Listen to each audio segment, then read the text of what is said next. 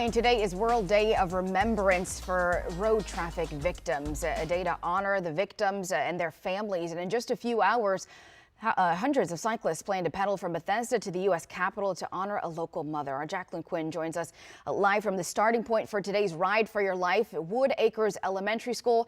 Jacqueline, good morning to you. What can we expect this morning?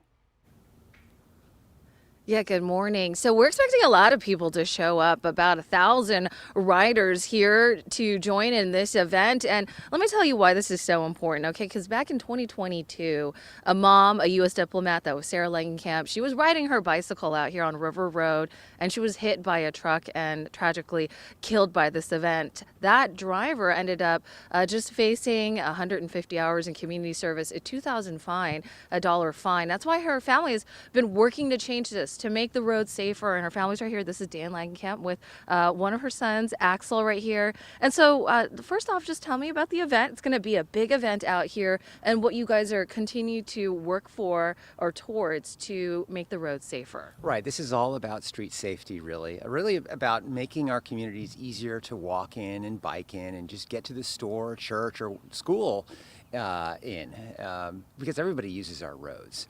What we're facing right now is kind of an epidemic of what we call traffic violence in America, with 40-year highs of people dying on the roads who are biking and walking. So it's really a crisis.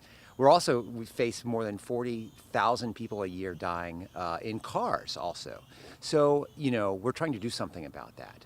It's one of the leading causes of preventable death. So we hope that we can make a change. So in a way, strengthen numbers, right? Getting the word out. I know that just this year, this law was signed, and it makes the penalty stiffer. You want to talk about that very briefly? Yeah, it does. So, we understand that there are spaces that need to be protected. Crosswalks, school zones, behind buses we have to stop.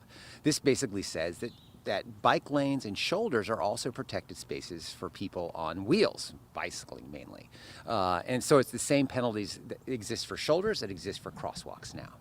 I know this has been tough, and you guys are working to get this message, the word out. Can I talk to Axel just a little bit?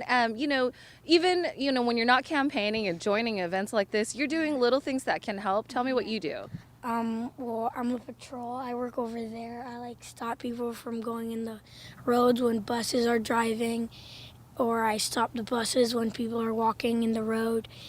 I kind of like a crosswalk guard, just for buses and people. Yeah, that's what I do. Well, it's important. And just tell me a little bit too about just taking part in this event. What's it like for you?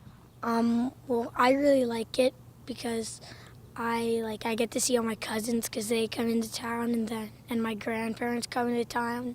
I also think it's a really important cause, so I think it's really fun.